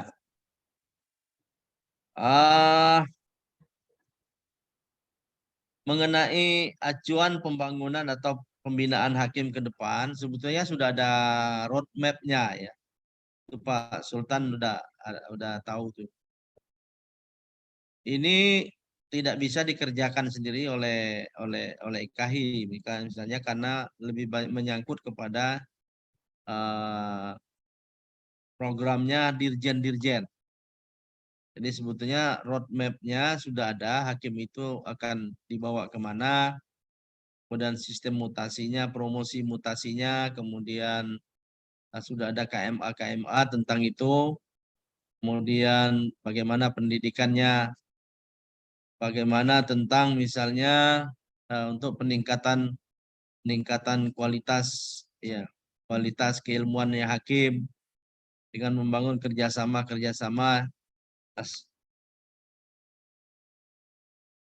ya. Itu sudah ada merupakan program Mahkamah Agung secara keseluruhan dan program di dirjen-dirjen ya. Mungkin Pak Sultan bisa menambahkan nanti. Tetapi memang belum masih memerlukan perbaikan-perbaikan ya, masih memerlukan penyempurnaan karena memang bagaimanapun baiknya misalnya sistem promosi mutasi itu tetap aja mempunyai kelemahan-kelemahan. Dan dari kelemahan-kelemahan itulah nanti peran IKHI untuk memberikan masukan-masukan kepada Mahkamah Agung secara keseluruhan, kepada Direktur Jenderal, yaitu baik peradilan agama, peradilan umum, tun dan militer. Jadi roadmap itu memang masih harus disempurnakan. Kemudian masalah protokol hakim, ya protokol hakim memang ini masih jadi persoalan di daerah. Jadi undang-undang protokoler itu ya sampai sekarang ini ya tidak pernah kunjung diketok oleh DPR. Kalau undang-undang misalnya protokol hakim sudah ada, tentu akan bisa ditaati oleh pemerintah daerah. Nah, sekarang ini tergantung pemerintah daerahnya, tergantung relationship antara kita dengan pemerintah daerah. Dan ada memang di beberapa tempat karena literasi tentang hakim itu sudah lebih tinggi, lebih dipahami oleh pemerintah daerah, sudah ditempatkan sebagaimana mestinya. Tetapi di beberapa tempat memang masih jadi persoalan. Kemudian ya tentu kita akan mendorong itu agar apapun bentuknya nanti, apa undang-undang atau apalah tentang protokol hakim ini bisa segera diselesaikan. Kemudian ya seyogianya memang hakim bekerja harus nyaman, tempat yang nyaman, ya tidak diburu-buru dan lain-lain ya. Jadi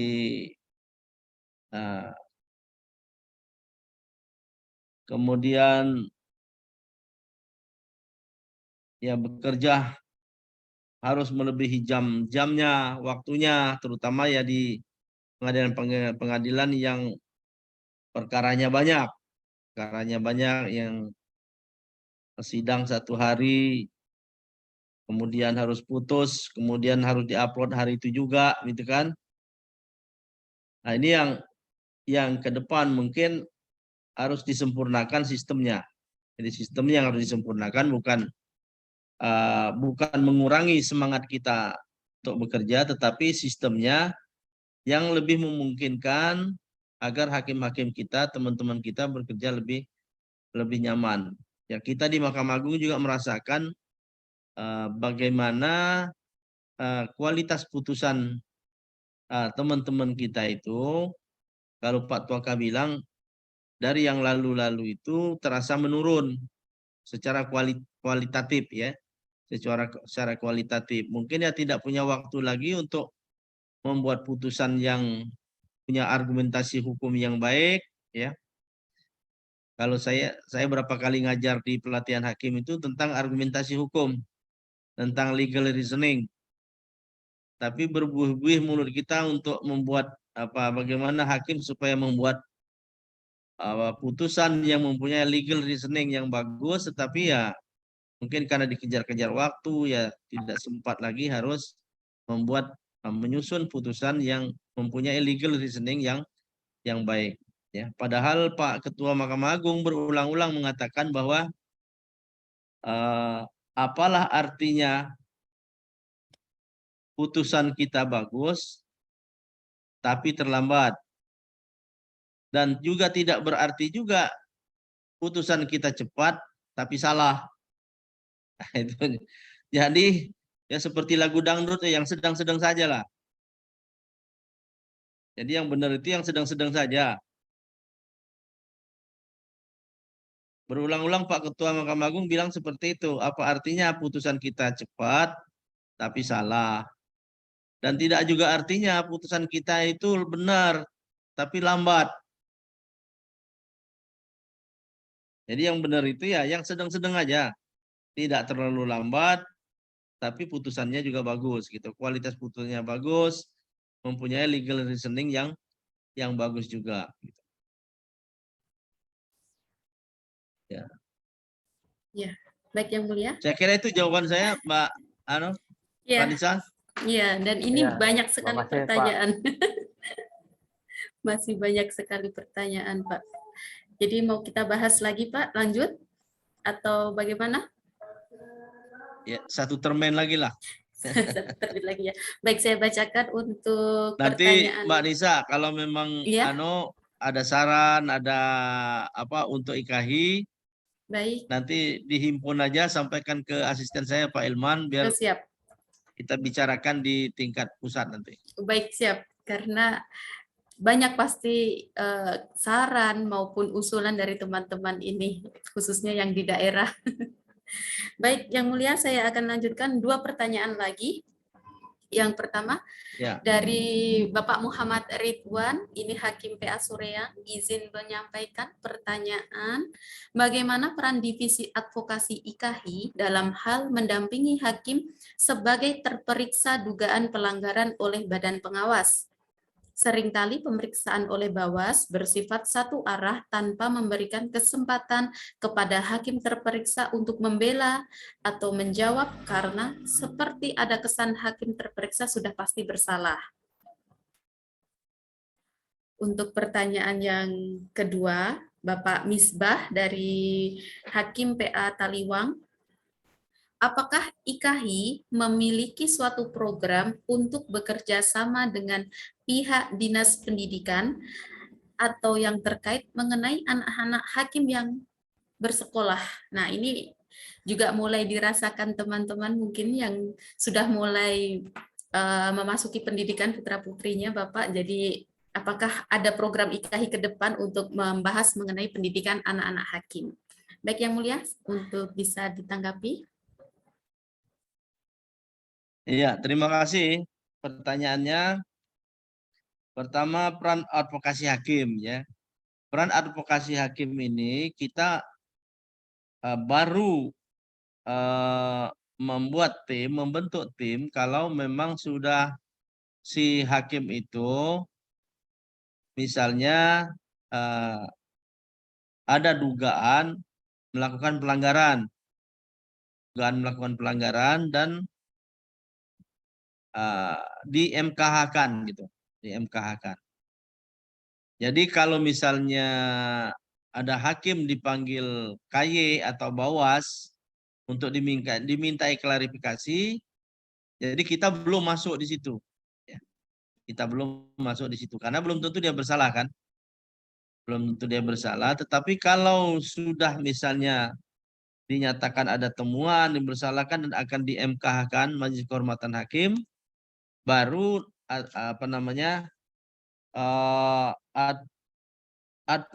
bidang advokasi hakim ini melakukan langkah-langkah untuk mendampingi yang bersangkutan. Jadi programnya masih ke situ.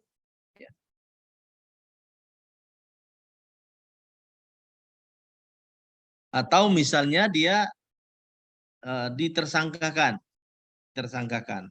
Dan kalau ditersangkakan menjadi tersangka kasus apapun juga, kita tidak bisa menjadi penasihat hukum. Karena hakim kan tidak boleh menjadi penasihat hukum. Tetapi memfasilitasi misalnya yang bersangkutan itu mau mencari penasihat hukum, kemudian memfasilitasi keluarganya bertemu ya dengan keluarga dan lain-lain. Nah, kemarin ada yang sebagai tersangka salah satunya minta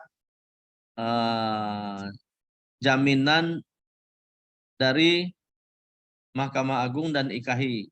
Ya, tentu tidak bisa kita melakukan itu.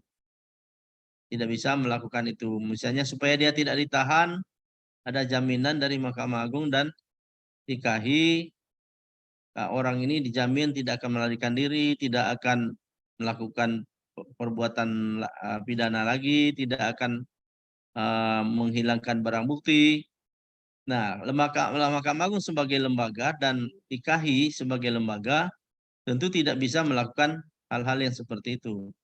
Pertama, kalau kita melakukan itu maka kita akan dianggap resistensi terhadap upaya-upaya lembaga-lembaga penegak hukum lain untuk menegakkan hukum karena anggota kita sebagai tersangka.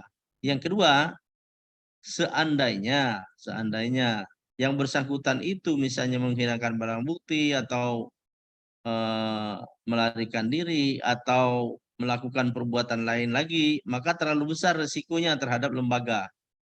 Nah, oleh karena itu pimpinan Mahkamah Agung berpendapat ya jangan kita menjadikan jaminan atau untuk supaya tidak ditahan misalnya, tidak ditahan. Nah, jadi advokasi kita dalam rangka seperti tadi ya, saya jelaskan. Kemudian apakah IKHI punya program? Nah, ini sedang on progress ya, sedang dibicarakan sama dengan BPJS tadi. Pembicaranya belum final, supaya nanti dapat dapat prioritas anak-anak teman kita hakim untuk pindah itu dipermudah lah, gitu kan? Dipermudah lah. Baik prosesnya, kemudian yang lain-lainnya.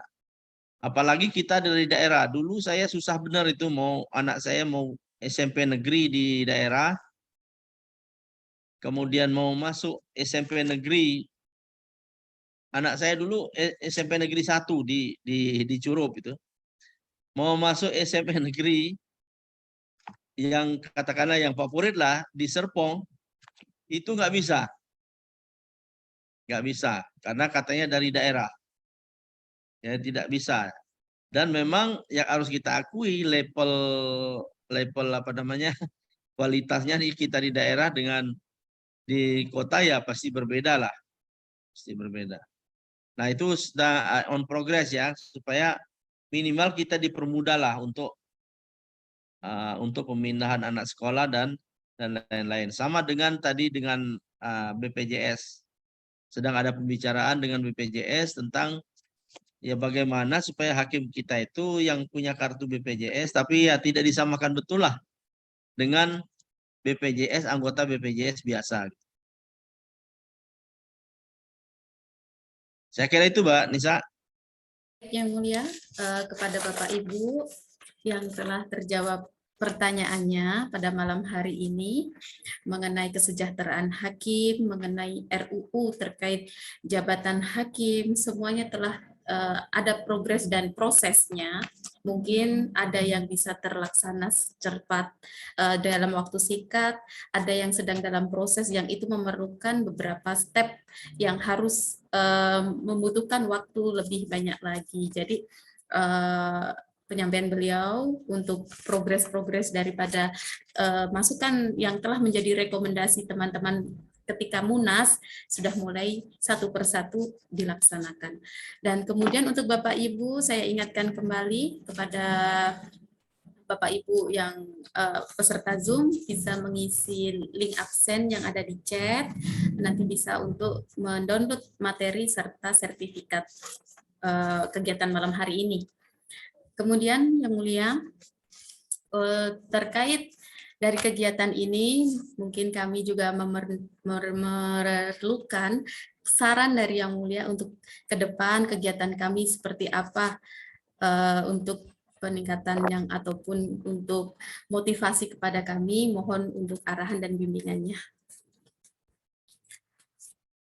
Selanjutnya untuk pertanyaan-pertanyaan yang belum terjawab, ini karena kalau dilanjut bakal lebih malam lagi, apalagi besok kita masih akan berdinas seperti yang disampaikan Yang Mulia tadi, bisa kami tampung dan akan disampaikan saran serta pertanyaannya tadi nanti kepada Bapak Dr. Ilman selaku Hakim Justisial Asisten dari Yang Mulia.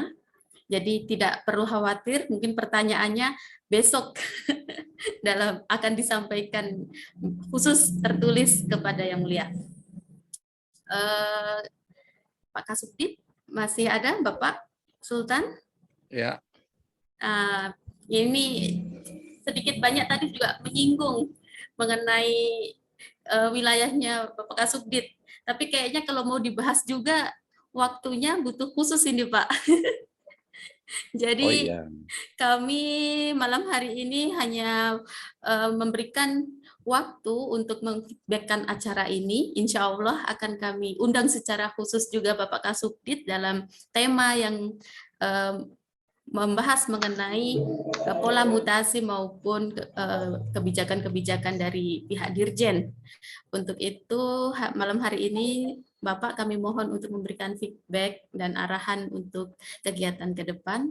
Waktu dan tempat dipersilahkan.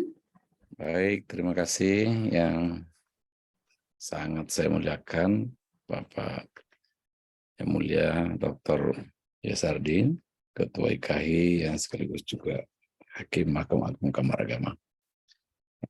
Para senior di seluruh Indonesia dan teman-teman hakim peradilan agama yang hadir di Zoom meeting ini. To the point saja berkaitan dengan beberapa persoalan yang mengemuka, mungkin bisa saya gambarkan sedikit ya, terutama berkaitan dengan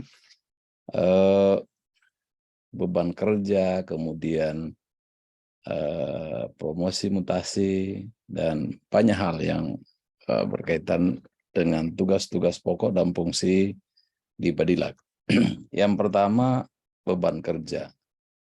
Beban kerja itu memang tidak bisa diingkari, tidak bisa kita menghindar dari beban kerja ini karena jumlah hakim yang semakin sedikit, sementara dalam 10 tahun terakhir hanya menerima 520-an hakim. Untuk diketahui hakim yang pensiun dan meninggal dalam setahun itu bisa mencapai antara 150 sampai 200 orang. Artinya itu pensiun dan meninggal dunia. Sehingga kalau 10 tahun, ya tinggal dikali 2 saja. Nah itu pengurangan yang terus-menerus terjadi. Sementara pemerintah tidak begitu banyak merekrut hakim. Dengan Nah, di lain sisi jumlah perkara terus meningkat. Kalau analisa kami menunjukkan bahwa kira-kira perkara itu kan sudah mencapai 409.000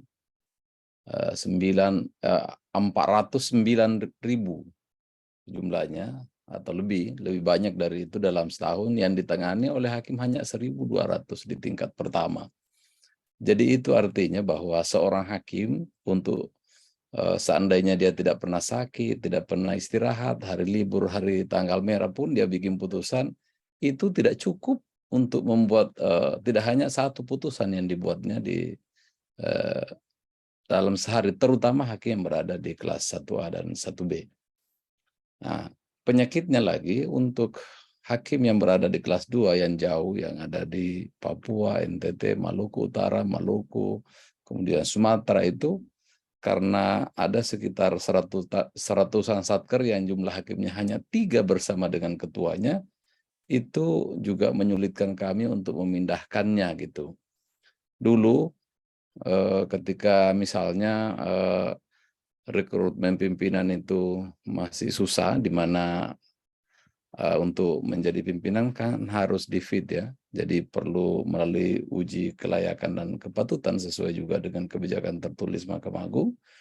Maka sejak saya menjadi Kasubdit itu kita sudah melakukan langkah-langkah progresif, terobosan yang sangat dinikmati oleh teman-teman, tapi keluhannya muncul lagi rupanya. Ada yang mengatakan, untuk apa saya lulus kalau tidak ditempatkan? Karena kami sejak 2020 menggunakan talent pool yang ada semacam stok calon pimpinan, di mana tidak semua yang lulus itu langsung ditempatkan. Tapi rupanya ini menimbulkan spekulasi dan perspektif yang berbeda-beda di daerah yang menganggap bahwa Badilag ini curang, korbannya ini dan itu karena lulus tapi tidak ditempatkan. Padahal itu jelas kursinya terbatas, jumlahnya tertentu, tidak mungkin ditempatkan kalau isinya masih ada. Nah, pertanyaannya apakah bagusnya itu tidak usah diluluskan sekalian? Kan itu persoalan. Nah, tetapi kami memilih untuk meluluskannya dan menempatkannya pada saat peluang itu ada. Nah, jadi itu memang masalah-masalah yang barangkali nanti dalam kajian-kajian nikahi bisa kita duduk bersama, mengkaji sungguh-sungguh, karena ini memang bukan perkara yang mudah menurut saya. Saya juga sudah mencoba merancang untuk menyampaikan ke pimpinan Mahkamah Agung bahwa sebenarnya dalam beberapa tahun ke depan, saya menduga akan terjadi kekosongan calon pimpinan, di mana ini angkatan tahun 2020 yang dilantik tahun 2020 itu akan menjadi pimpinan kelas 2 tahun lagi. Jadi golongannya masih 3B sudah harus menjadi pimpinan karena nggak ada kader lagi. Untuk setahun 2 tahun ke depan masih ada, tapi 3 tahun ke depan itu sudah tidak ada.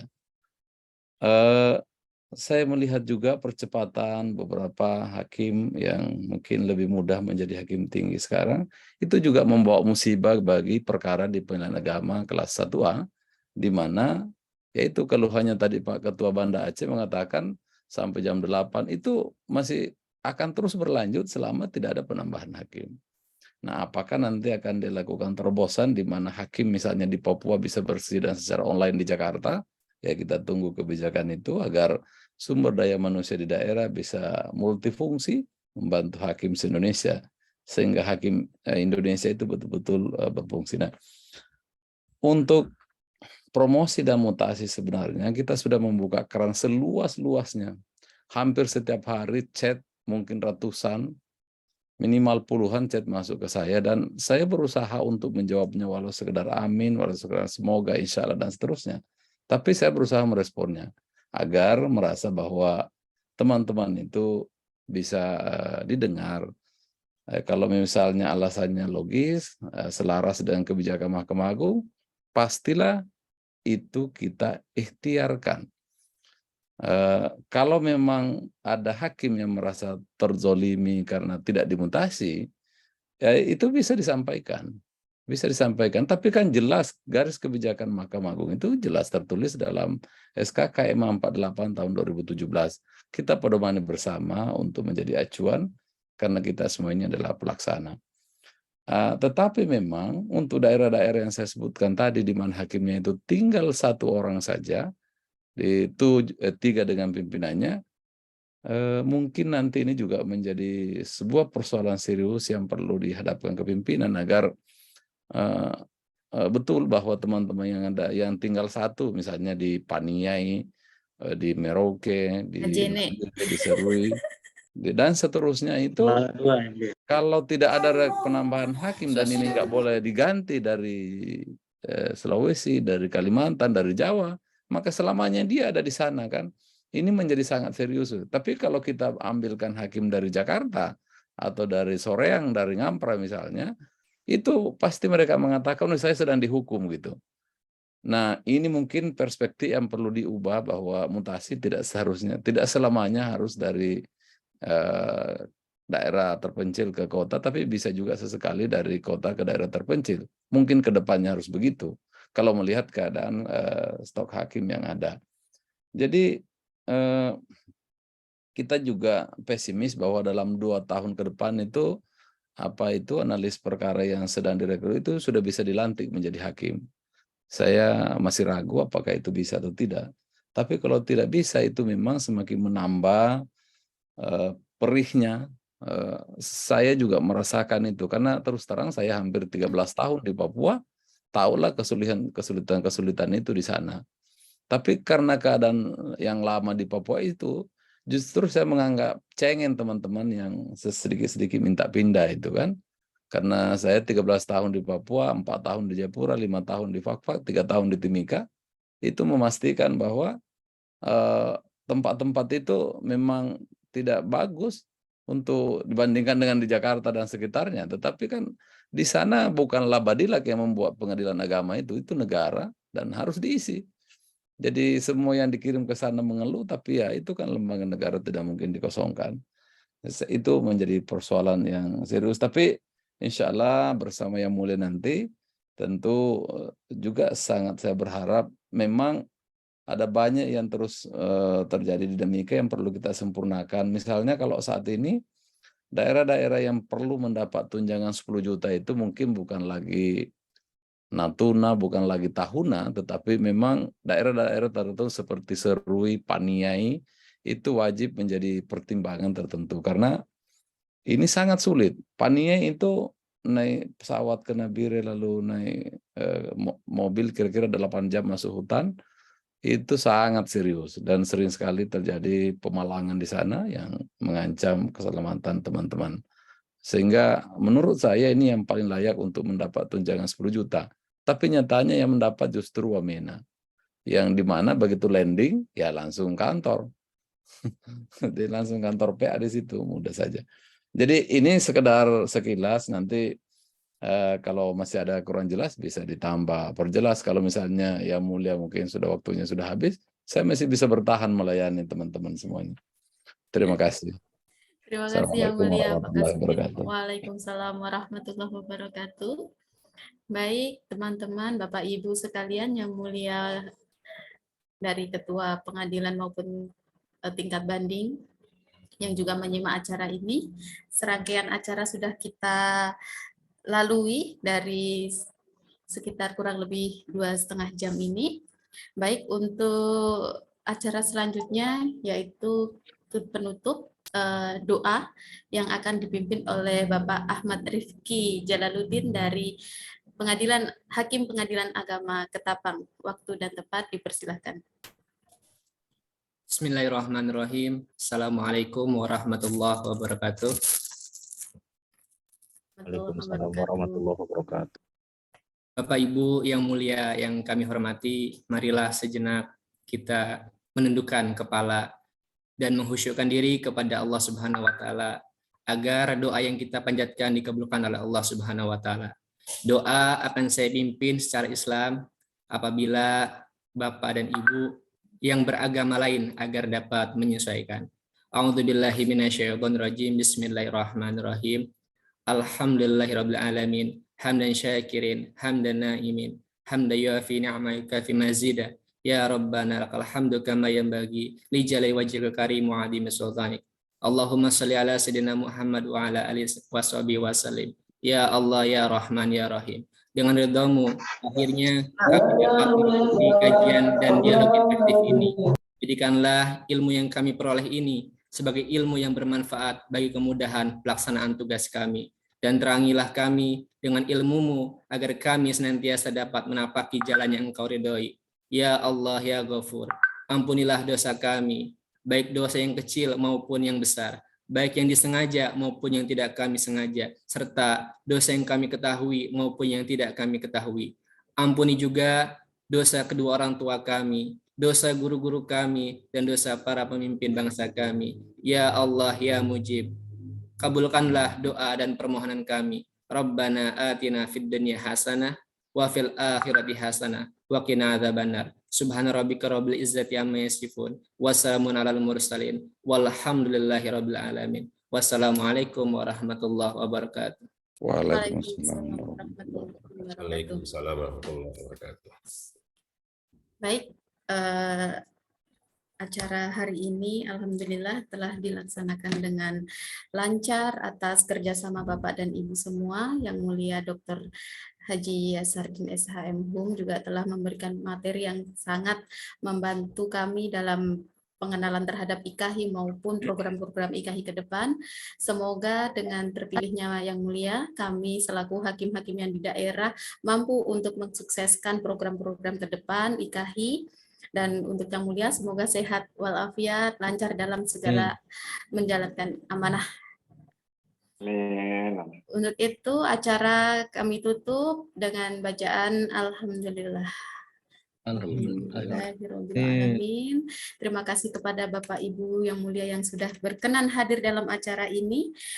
Untuk kedepannya, semoga acara ini tetap bisa berjalan dengan tujuan yang sesuai dari harapan kita semua, terbimbing oleh senior meskipun secara virtual. Semoga pertemuan ini mempererat silaturahim kita, lebih dekat, lebih hebat. Pengadilan Agama Jaya, IKAHI Jaya.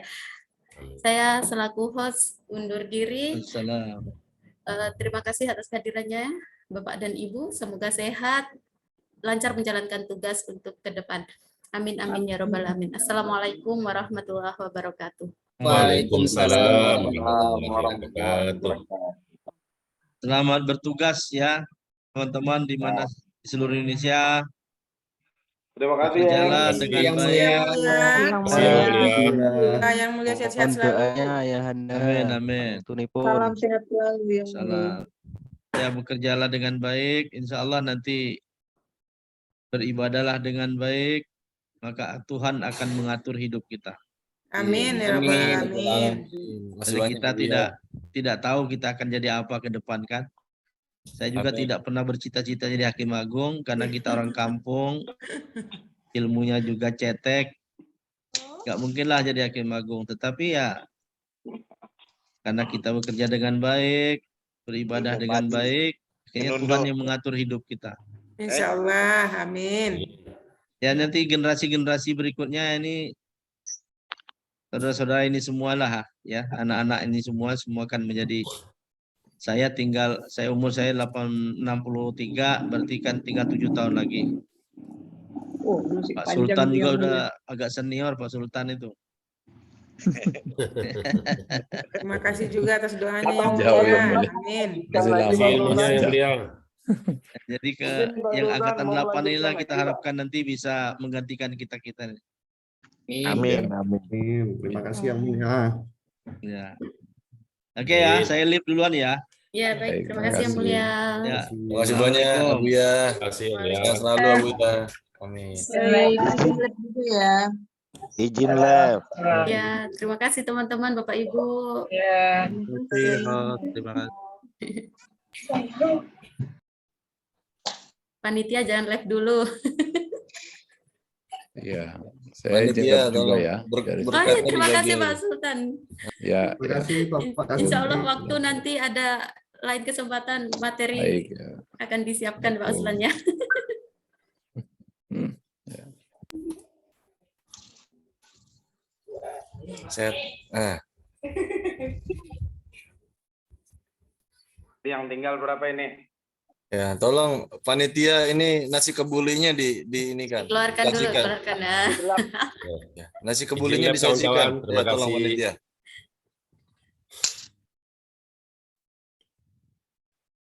Nasi kuning bisa di share screen, Mas. Ini udah ada langsat sama ini gorengan, siapa yang mau nih? Ya Allah, kirain kucing. Mas Rokok Aufar, mana Bang Aceng rokok? Mas Aufar Masya ditutup Allah, dulu Masya aja. Allah. Aku miku dibisukan terus, Le. Mau Semakin terasa pengajiannya nih.